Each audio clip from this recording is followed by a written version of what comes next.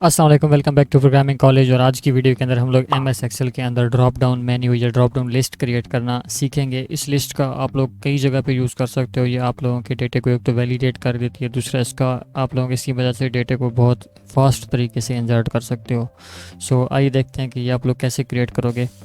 अब drop down list होती क्या है? वो ये होती है कि अगर मैं यहाँ पे किसी भी सेल में आता हूँ, ठीक है, अब मैं चाहता हूँ कि यहाँ पे दो वैल्यूज़ आ रही हैं, ठीक है, जैसे मेल और फीमेल, इस तरह का डेटा आ रहा है। तो मैं यहाँ पे एक सेल बना लेता हूँ जिसमें हम लोग लिखते हैं जेंडर, ठीक है, कि भाई इसके नीचे बार बार जेंडर ही आना है, ठीक है। अब इसमें दो वैल्यूज़ ही आनी है, कौन सी? एक मेल, दूसरी फीमेल।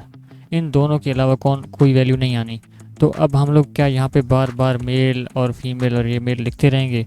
तो उसके लिए हम लोग ये करते हैं कि यार हमारे पास यहाँ पे एक ऑप्शन आ जाए, छोटा सा बटन बना हुआ हो, उसके ऊपर जब हम लोग क्लिक करें तो हमारे पास ये दोनों ऑप्शन शो हो जाएं और उन दोनों ऑप्शन में से हम लोग कोई एक ऑप्शन सेलेक्ट कर लें जो हमें सेलेक्ट करना है।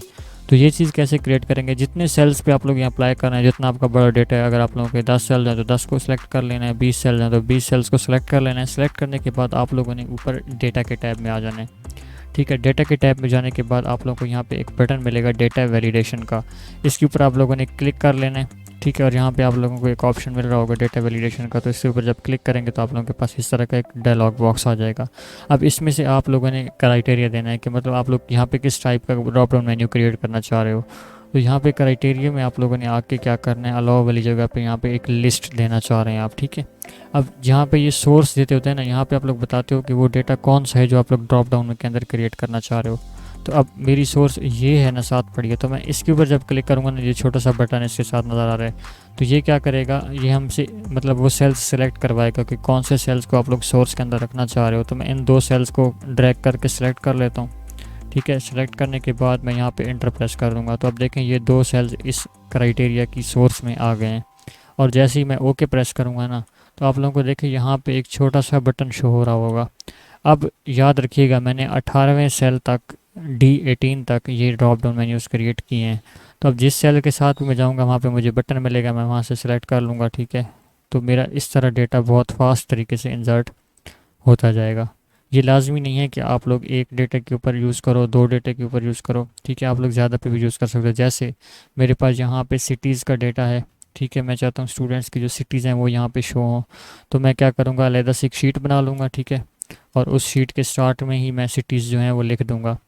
कौन से सिटीज़ हैं, जैसे मैं लिख देता हूँ जी लाहौर, ठीक है, उसके बाद इस्लामाबाद, ठीक है, कराची,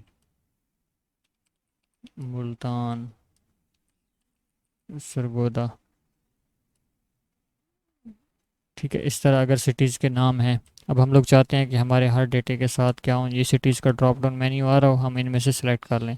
तो सिंपली आपने इन जिन सेल्स के ऊपर अप्लाई करना है उन सेल्स को सिलेक्ट कर लें। सिलेक्ट करने के बाद डेटा के टैब में से आप लोगों ने डेटा वैलिडेशन पे चले जाना है, ठीक है। और यहाँ पे ये पूछेगा आप लोगों को क्या चीज़ अलाउ करना चाह रहे हैं, तो यहाँ से आप लोगों ने क्या चीज़, एक लिस्ट को सेलेक्ट कर लेना है। लिस्ट को सेलेक्ट करने के बाद यहाँ से सोर्स जब दे रहे होंगे आप, तो शीट 5 में आके ये सिलेक्ट कर लेना है तीनों, और सिंपली इंटर दबा देना है, ओके कर देना है।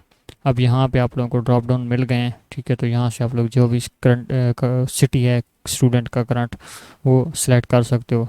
दूसरी बात यह है कि अब इसके अंदर आप लोग यही डेटा लिख सकते हो जो यहाँ पे पहले से पड़ा है। अगर मैं यहाँ से इसको बाहर करता हूँ, ठीक है, मैंने कुछ और चीज़ लिख के जैसे ही बाहर की, तो क्या कह रहा है, the value you entered is not valid. तो ये इस चीज़ का ये भी यूज़ होता है कि आप लोग जो करेक्ट वैल्यूज़ हैं वही यहाँ पे डालो।